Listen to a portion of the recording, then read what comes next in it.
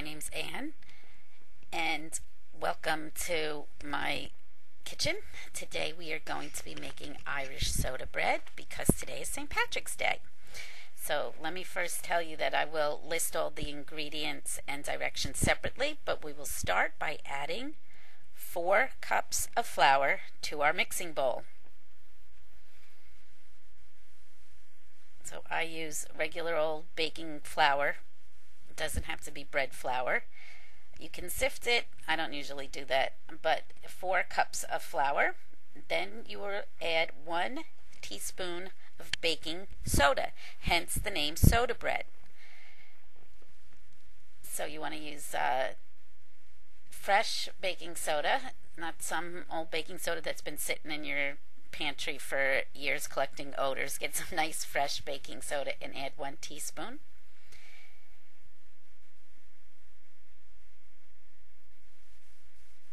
And then you're going to add 1 teaspoon of salt. I always like to have my ingredients all together and pre-measured if I can before I get started. It just makes it that much more fun and relaxing to bake that way. Now we're going to add 1 cup of sugar.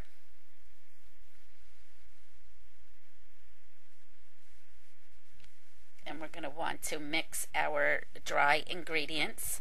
So I'll get my blender put in here now, and I use the kneading attachment and start mixing all the dry ingredients.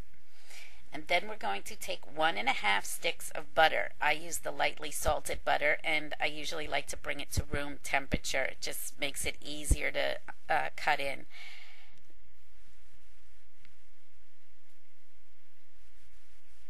Just letting all those dry ingredients mix all up together good first.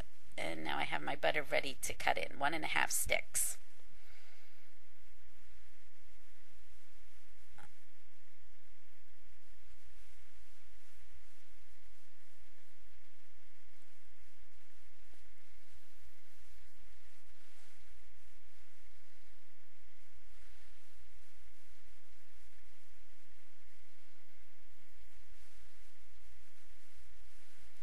And you can see with 1½ sticks why Irish soda bread tastes so good.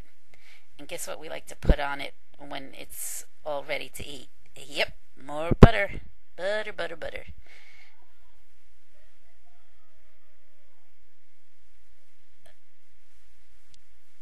So you just cut that up into nice size pieces.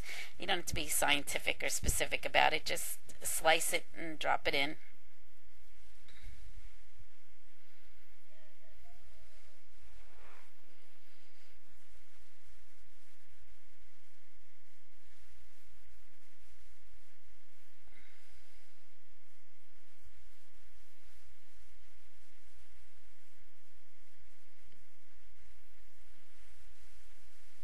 I love these the stand-up mixer.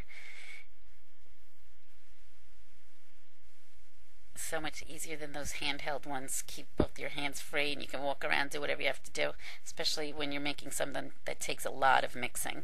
This soda bread isn't bad though. Okay, so once we have our 1½ sticks of butter cut in, we add our buttermilk.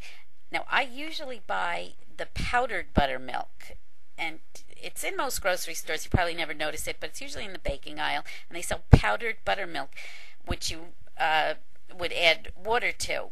But this way you can mix the powdered buttermilk in right in with your dry ingredients, and the canister of powdered buttermilk takes up a lot of less space, and you can keep it for a lot longer, so you always have buttermilk in the house. But I sent my daughter today to the grocery store and she couldn't find it, so that's fine because we'll use regular buttermilk. And so we're going to add 1 1/3 cups of buttermilk, and you pour that in slowly. Don't turn your mixer up too high. You might get flour all over the place, but I wanted to turn it up just a little bit while we start mixing in the buttermilk. And you'll add that nice and slowly.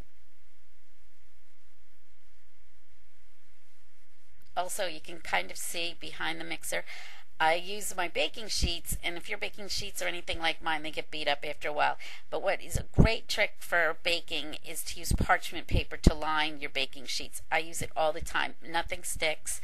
It makes for super easy cleanup. So I just line my baking sheets with a piece of parchment paper, and that's the what you see on the baking sheet behind the mixer.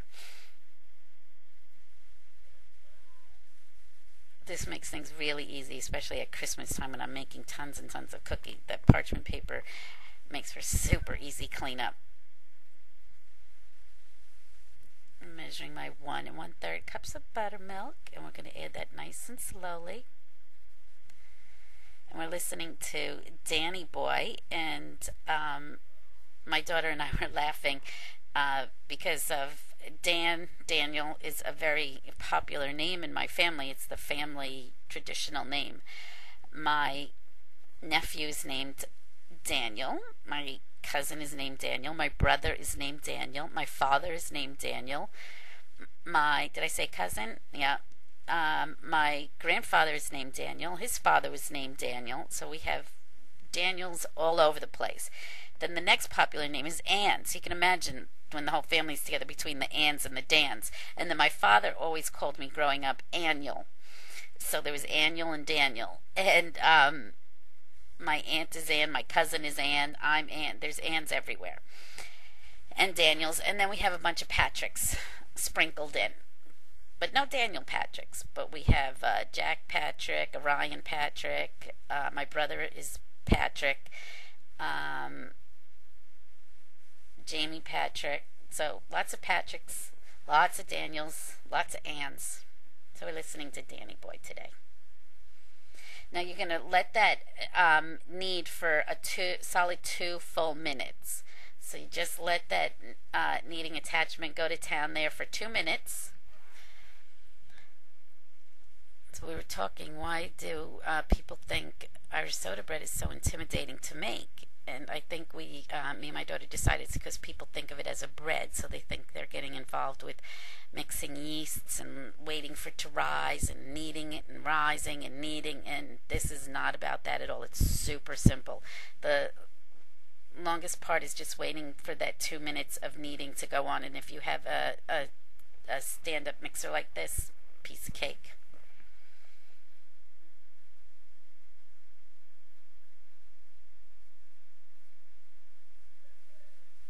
Okay, now it is all kneaded for 2 minutes, so I'm going to take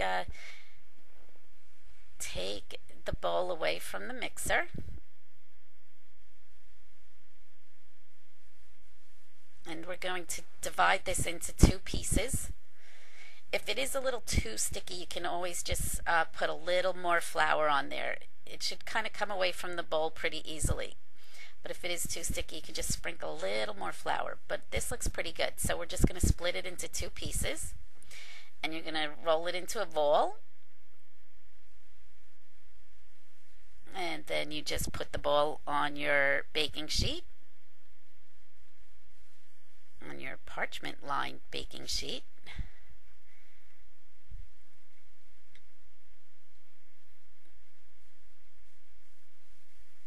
And you kind of press it down into, not too big, but just press it down into a ball shape. Take your second piece, do the same. I didn't get these into even pieces, but we can fix that later. That's not a problem. I mean, I guess if you wanted to get technical about it, you could put it out on a cutting board and really measure it and get it exactly, but it's not a big deal. So we take a little from one and put it on the other. It's fine. Very easy. Just again, roll it in a ball, place it down, and you're going to pat it down a little bit, and then you're going to get a very sharp knife so you can score the top of it and just score a X into the top of it. See, I'll take a little off the bigger one and put it on the smaller one. Make them even. No big deal. No big deal at all. And I should say that before, when you're done kneading it, what you'd want to do, that's when you would add your raisins or chocolate chips or nuts or anything like that, if that's what you like in your soda bread. We like ours plain here. We don't care for any additions to it. But if you were to add that, you would just gently fold that in after it finished kneading for 2 minutes. I would say like a cup of raisins or a cup of chocolate chips. But we like ours plain. Score it with the knife, and your soda bread's all ready to put in the oven. You're going to bake it at 350 degrees. You preheat your oven, of course, before you get started, so it's all ready now. And you bake it at 350 degrees for 1 hour.